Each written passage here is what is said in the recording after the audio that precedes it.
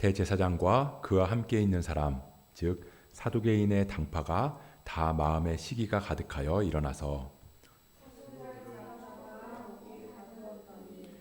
주의 사자가 밤에 옥문을 열고 끌어내어 이르되, 가서 성전에 서서 이 생명의 말씀을 다 백성에게 말하라 하며, 그들이 듣고 새벽에 성전에 들어가서 가르치더니 대제사장과 그와 함께 있는 사람들이 와서 공회와 이스라엘 족속의 원로들을 다 모으고 사람을 옥에 보내어 사도들을 잡아오라 하니, 부하들이 가서 옥에서 사도들을 보지 못하고 돌아와 이르되, 우리가 보니 옥은 든든하게 잠기고 지키는 사람들이 문에 서 있으되 문을 열고 본즉 그 안에는 한 사람도 없더이다 하니, 성전 맡은 자와 제사장들이 이 말을 듣고 의혹하여 이 일이 어찌 될까 하더니, 사람이 와서 알리되, 보소서 옥에 가두었던 사람들이 성전에 서서 백성을 가르치더이다 하니, 성전 맡은 자가 부하들과 같이 가서 그들을 잡아왔으나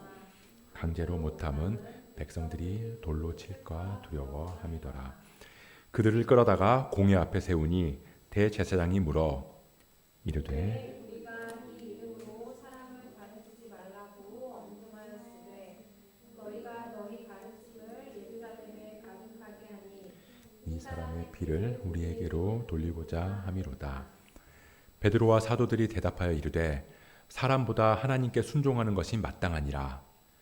너희가 나무에 달아 죽인 예수를 우리 조상의 하나님이 살리시고 이스라엘에게 회개함과 죄 사함을 주시려고 그를 오른손으로 높이사 임금과 구주로 삼으셨느니라.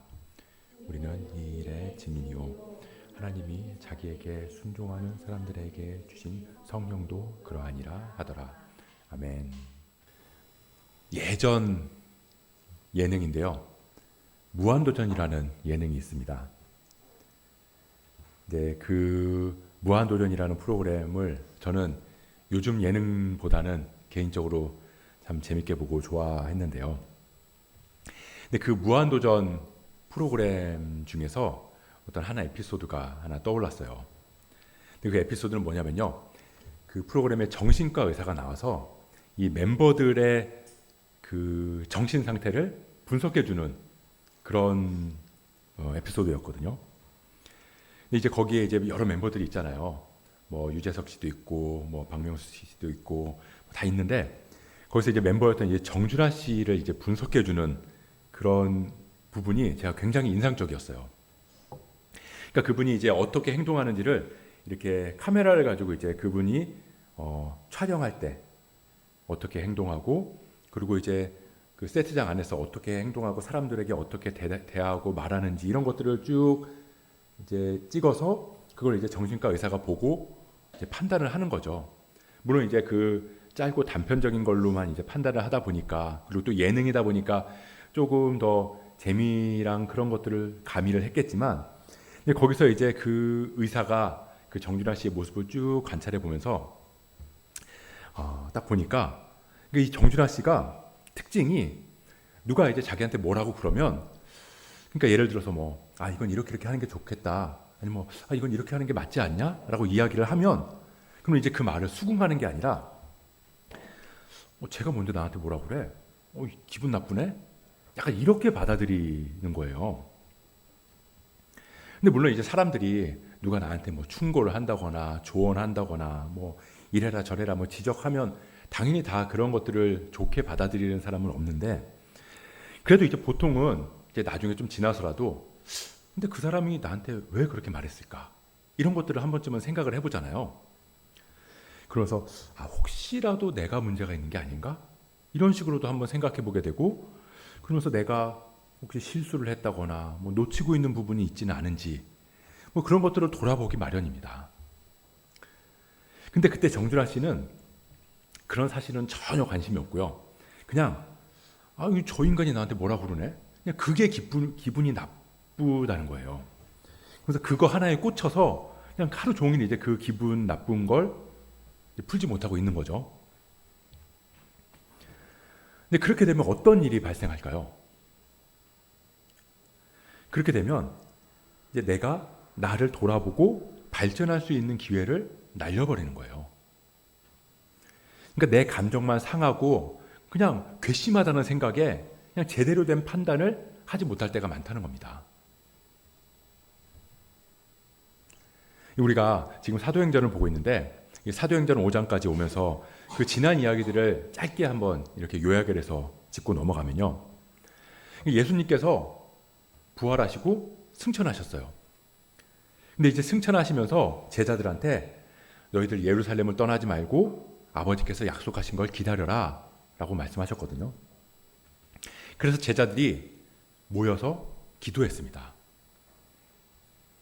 이제 마가의 다락방에 모여서 이제 한 120명 정도 되는 제자들이 기도를 했죠. 근데 이제 기도하는 그곳에 성령이 임한 거예요. 그래서 그 성령을 받은 제자들은 각기 거리로 뛰쳐나와서 각 나라의 언어로 막 부활하신 예수 그리스도를 증언하기 시작했습니다. 근데 그 이제 복음의 말씀을 듣고 사람들이 그리스도를 따르겠다 그러면서 막 모여든 거죠. 그러고 나서 뭐 나면서부터 못 걷는 사람들을 일으키기도 하고 그러면서 사람들이 하나님께 영광을 돌리는 일들이 일어났어요. 자, 근데 그 모습을 보면서 못마땅하게 생각했던 사람들, 그 제사장들이랑 사두개인들이 그 모습을 굉장히 못마땅하게 생각했거든요. 그러면서 이 베드로랑 요한을 붙잡아서 법을 제정했죠. 예수 이름 사용 금지법. 너희들 앞으로 절대 예수 이름으로 말하지도 말고 가르치지도 마. 근데 그렇게 예수 이름 사용 금지법에도 불구하고 제자들의 모습은, 삶의 모습은 예전과 달라진 게 하나도 없었다는 거예요. 예전과 그대로 서로 한 마음으로 모이고 서로가 서로의 필요를 살피고 그러면서 그 필요를 채워주면서 그렇게 아름다운 공동체를 이루어 나가고 있었다는 거예요. 그러다가 위로의 아들인 바나바가 공동체 안에서 칭찬받는 모습을 보면서 또 공동체에 거짓말을 한 아나니와 삽비라가 심판받기도 했고 그러면서 이렇게 하나님께서는 공동체를 무너뜨릴 수 있는 악을 심판하시기도 했습니다. 그렇게 이 사도들을 통해서 제자들을 통해서 하나님의 능력이 막 전해지니까 병든 사람들이 고침을 받고요. 귀신 들린 사람들이 치유를 받고요. 그런 일들이 막 생겨나는 거예요. 그러니까 한마디로 하나님 나라가 이 땅에 이루어지고 있다라는 걸 경험하게 된 거죠. 근데 이게 얼마나 기대하고 고대하던 일이었는지 몰라요. 이스라엘 사람들은 그토록 메시아가 나타나길 기다렸거든요. 그 메시아가 이 땅에 오시면서 이 땅에 하나님 나라가 임하고 그 하나님 나라가 경험되기를 사람들은 기대하고 또 기대했다는 거예요. 그러니까 그날이 오면 모든 것이 회복되고 치유되고 완전해질 걸 기대하고 있었던 거죠. 근데 그렇게 기대하던 일, 병든 사람이 치유받고 회복되고 막 그런 일들이 일어나는데 그런데 그게 싫은 사람이 있었다는 거예요. 누구냐면 이전에 베드로랑 요한한테 예수 이름 사용 금지법을 내린 제사장들이랑 사두개인들이라는 겁니다. 우리 사도행전 5장 17절 말씀인데 이 말씀 같이 한번 읽어보도록 하겠습니다. 사도행전 5장 17절 말씀 시작. 대제사장과 그와 함께 있는 사람 즉 가득하여 일어나서 지금 권위가 누구한테 있냐면요. 자신들한테 있는 거예요. 하나님의 나라, 하나님의 능력 다 좋아. 다 좋은데 그게 왜 저 못 배운 예수의 제자들한테 나타나냐 이거죠. 내가 아니고 나를 통해서 일어나야 되는데 우리를 통해서 일어나야 되는데 왜 하필 저 사람들을 통해서 그 하나님 나라의 능력이 일어나느냐.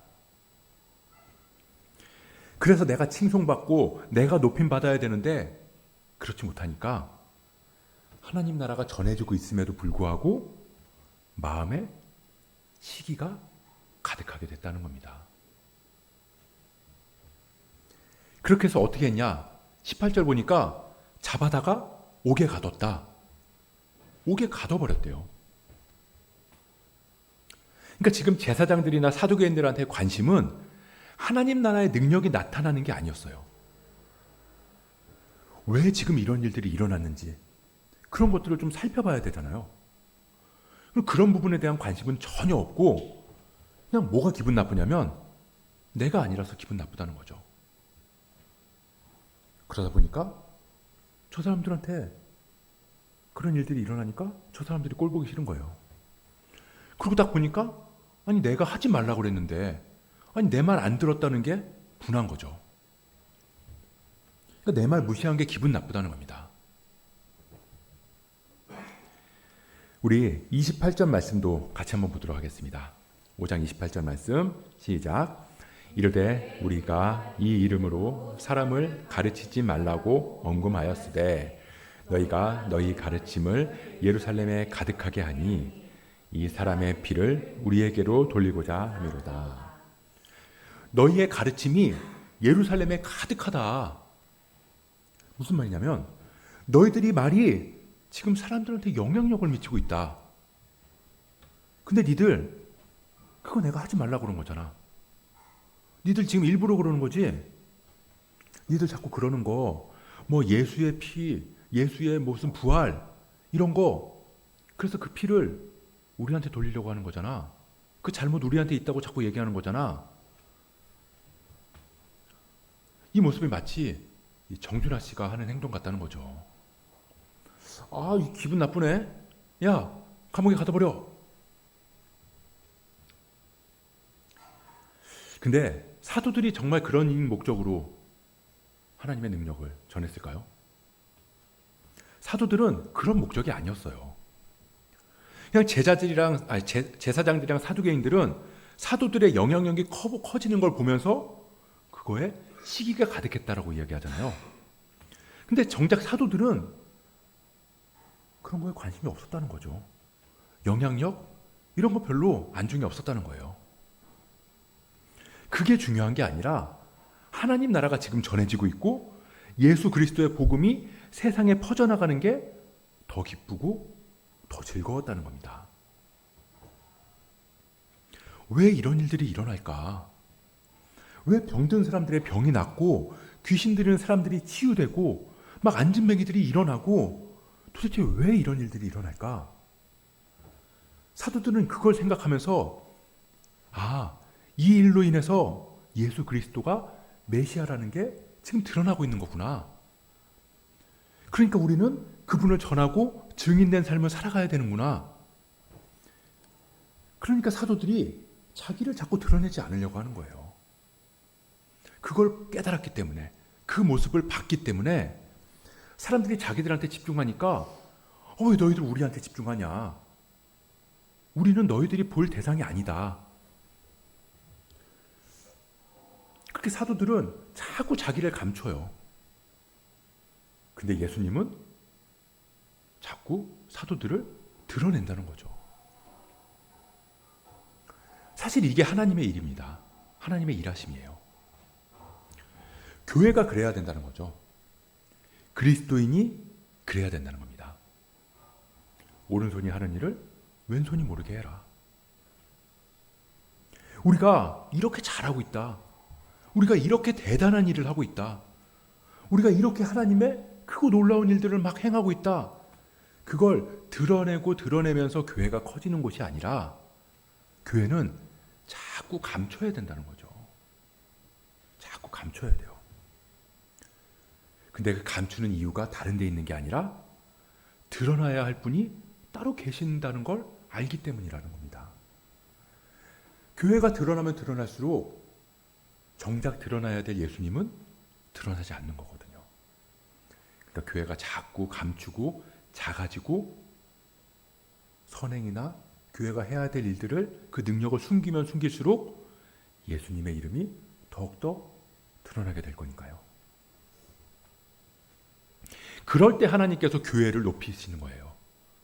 교회를 높이시고 그 교회를 통해서 하나님의 일을 더욱더 크게 이루어 나가시는 거죠. 근데 그렇지 못한 경우가 많다는 거예요. 우리가 보면 여기저기 그냥 교회에서 하는 일들 자기들 입으로 많이 선전하잖아요. 그냥 그러다가 근처 교회가 유명해지면 시기하기도 하고 질투하기도 하고 그러면서 교회에 막 흠집을 내기도 하고. 근데 그게 예수님의 방식이 아니라는 거예요. 그건 마치 제사장들이랑 사두개인들이 하는 방식이랑 똑같다는 겁니다. 그러니까 무슨 말이냐면 하나님이 일하시는 방식이랑 세상이 일하는 방식은 완전히 다르다는 거예요. 세상은 내 마음대로 안 되면 가둬버리거든요. 힘으로, 권력으로 막 찍어 누르고 그냥 내 마음대로 하면 그게 이기는 줄 알아요. 그래서 사도들을 굴복시키는 것 같아서 굴복시키기 위해서 막 감옥에 가뒀잖아요. 근데 하나님께서는 그 사도들을 조용히 이끌어내셨다는 겁니다. 조용히. 똑같이 권력으로 대항하지 않으셨다는 거예요. 하나님께서 이 사도들을 감옥에 가둔 제사장이랑 사두개인들 그냥 이 사람들한테 하늘의 힘으로 그냥 번개를 팍 내리쳐가지고 이 사람들 그냥 다 번개 맞아서 죽게 하지 않으셨다는 거죠. 아니면 감옥문을 그냥 팍 부셔버려서 봤지? 하나님의 힘이 이렇게 세? 이러지도 않으셨다고요. 아주 가만히 조용히 그냥 사도들을 감옥에서 이끌어내셨다는 겁니다. 그리고 감옥에서 그 사도들을 조용히 이끌어내신 이유는 제사장들이나 사두개인들한테 대항하기 위해서가 아니라 또 그들에 맞서서 우리 이만큼 능력 있다 그걸 보여주기 위해서가 아니라 20절 말씀을 보면 가서 성전에 서서 이 생명의 말씀을 다 백성에게 말하라 하네. 그러니까 하나님의 말씀을 전하게 하기 위해서라는 겁니다. 그러니까 이 제사장이랑 사두개인들은 이 자기 말을 안 듣는 이 사도들을 혼쭐을 내주고 싶었어요. 그래서 이 제사장이랑 사두개인들이 어떻게 했냐면 대제사장을 불렀고요. 공회를 소집했고요. 모든 원로들을 다 불러냈어요. 다 모아놓고 이 사람들 앞에서 다시 한번 자신들의 힘과 권력을 보여주고 싶었던 거죠. 그래서 이제 부하들을 시켜서 가서 저기 갇혀있는 베드로랑 요한 끌어와라.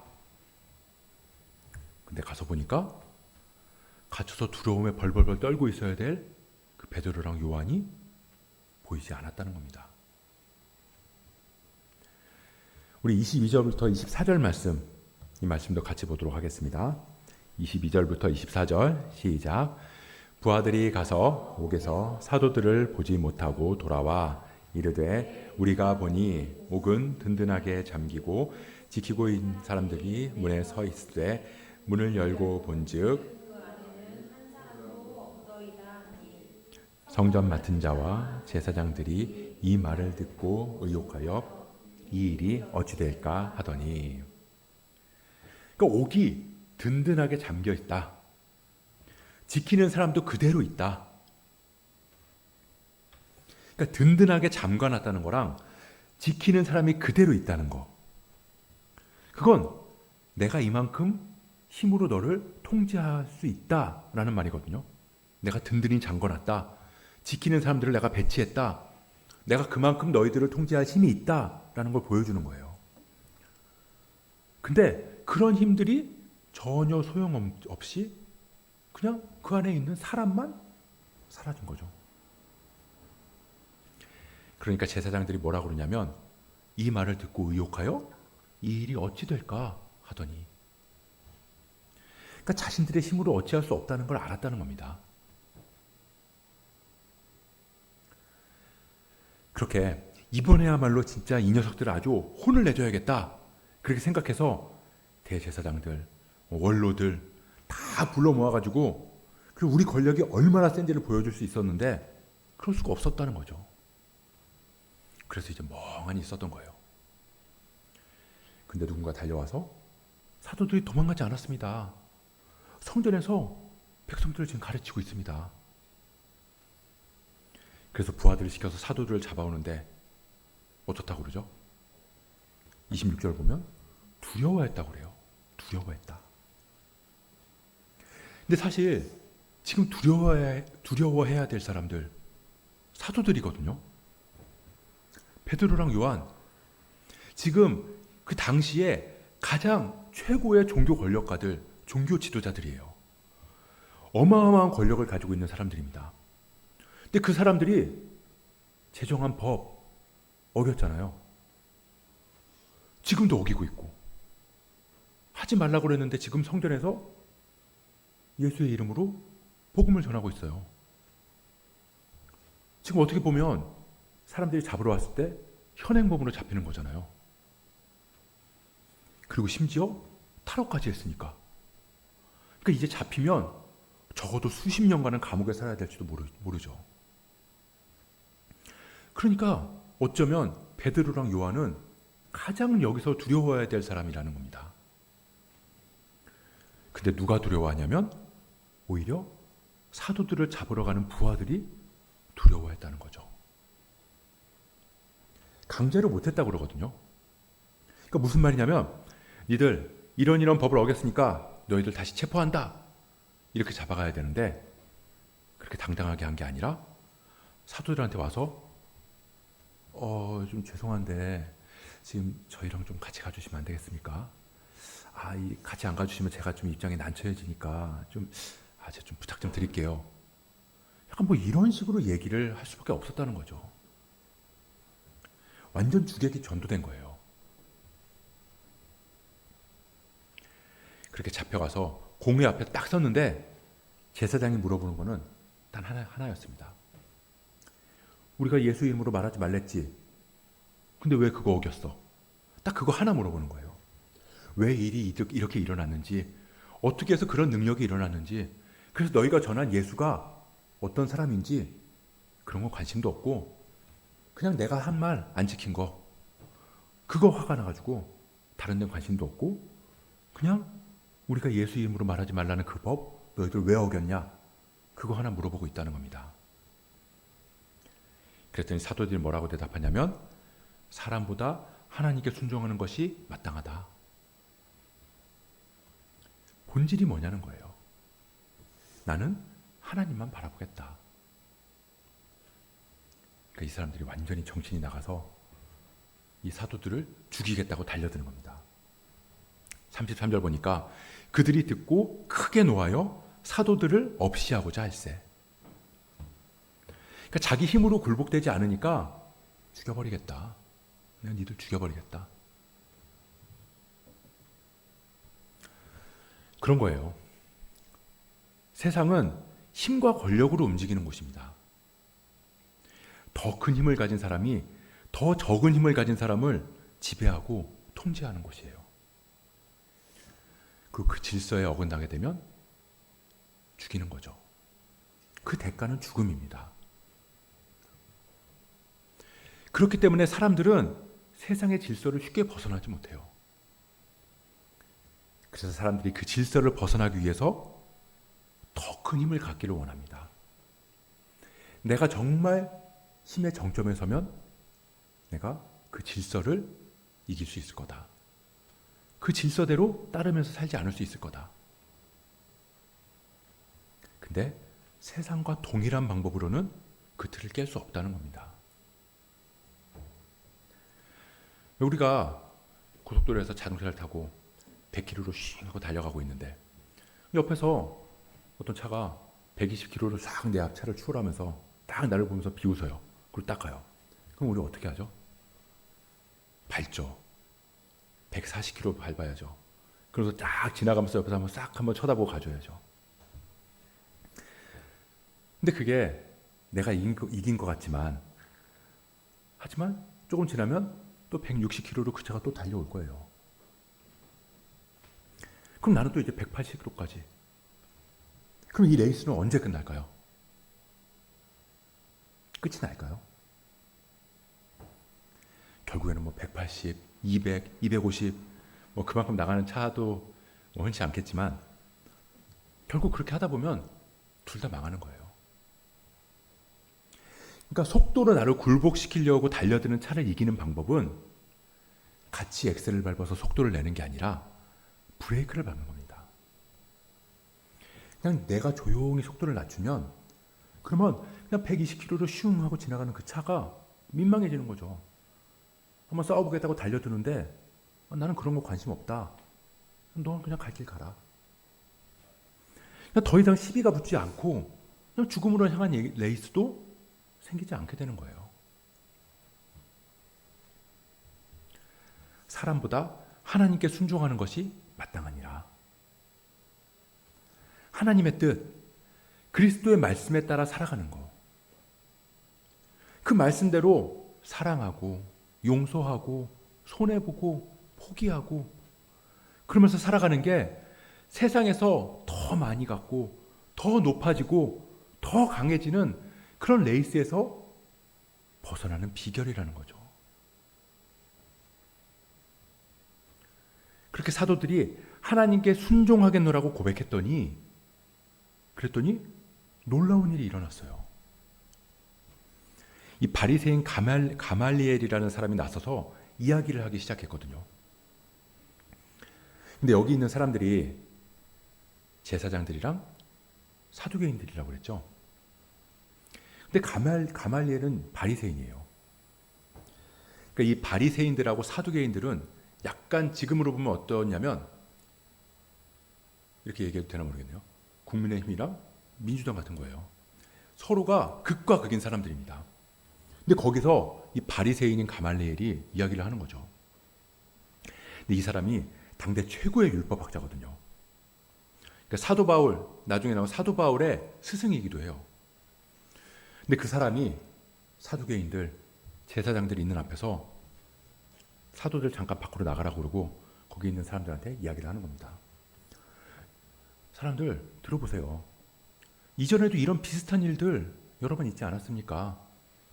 근데 그런 일들 결국 가만히 놔둬도 다 조금 시간 지나면 사라지고 흩어지지 않았습니까?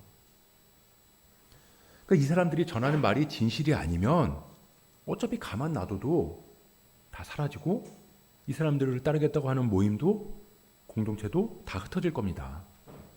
알아서 사라지고 흩어질 겁니다. 근데 혹시나 진짜 혹시나 이 사람들의 말이 하나님께로부터 온 거라면 그런 진실이라면 그럼 우리가 이 사람들을 부지중에 막아서면서 하나님의 뜻을 대적하는 자리에 설 수 있습니다. 그러니까 이 사람들 그냥 내버려 두십시오. 우리 내버려 둡시다 라고 이야기를 한 거예요. 그러니까 한마디로 베드로랑 요한은 아무것도 안 했잖아요. 근데 자기들끼리 붙잡아 놓고 죽이네 살리네 하다가 결국은 자기들끼리 이 사도들을 변호해 준 꼴이 됐다는 거죠. 그래도 뭐 그냥 돌려보내긴 그러니까 태형이라고 그러죠. 때리면서 때려서 보냈어요. 그래서 또 말하는 거예요. 너희들 다시는 예수 이름으로 말하거나 가르치지 마. 2번이나 감옥에 갇혔고요. 매질까지 당했어요. 그 사람들은 이 채찍질이 이 사도들이 많은 채찍질이 이 사도 바울이 맞은 40에서 하나 가만 매일 거라고 이야기를 하거든요. 그러니까 다시 말하면 죽기 직전까지 맞았다는 겁니다. 보통 사람들 같으면 이 정도 맞았으면 아 그래 나 이만큼 했으면 됐다. 할 만큼 했으면 됐다.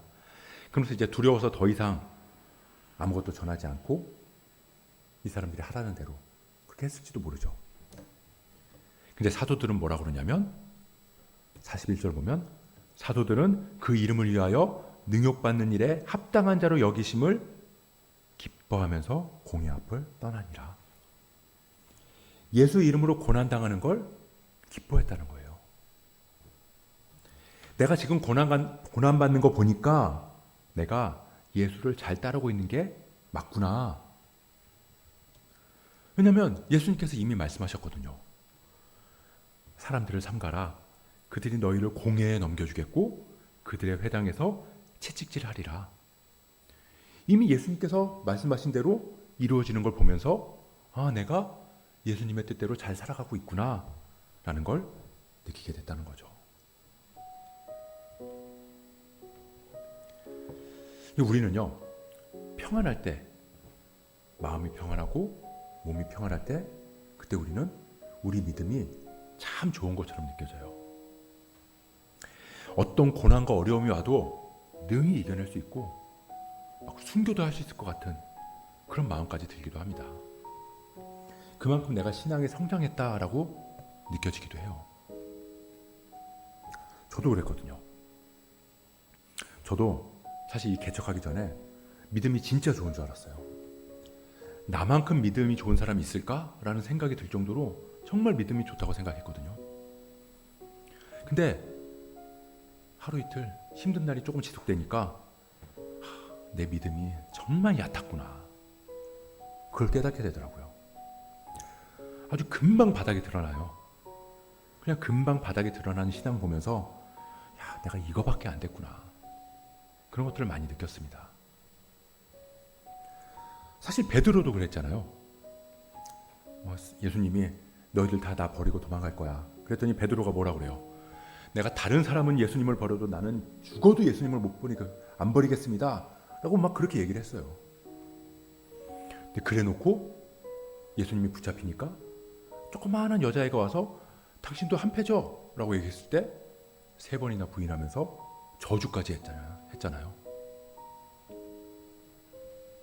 근데 그런 베드로가 이제는 매를 맞으면서도 기뻐했다는 겁니다. 그 사이에 무슨 일이 있었을까요? 부활하신 예수님을 만났고 성령 충만함을 받았던 거죠. 그거 없으면 아무리 믿음이 튼튼하다고 내 믿음이 굳세다고 생각해도 그거 없으면 고난이 오면 내 믿음 모래성처럼 와르르 무너진다는 거, 그걸 볼 수밖에 없다는 겁니다. 우리가 살아가는 세상, 어쩌면 베드로가 갇힌 감옥 같을지 몰라요. 하나님이 계시지 않는 것처럼 느껴지기도 하고요. 세상의 힘과 권력에 무너져 버리는 것처럼 보이기도 합니다. 그래서 우리를 두려움과 절망 속에 빠지게 만들어요. 하지만 우리가 그 어둡고 절망적인 상황 속에서 우리 안에 계신 성령님을 바라보게 될 때, 그때 주님은 우리를 세상의 힘과 권세와는 다른 더 큰 능력으로 우리를 지키시고 인도하실 줄 믿습니다. 그렇게 우리가 주님 붙들고 사람보다 하나님께 순종하는 것이 마땅하다는 그 고백을 말이 아니라 전심을 다함으로 그렇게 세상에 감당하지 못하는 그런 주님의 자녀로 세워져 나갈 수 있기를 주님의 이름으로 간절히 축복합니다.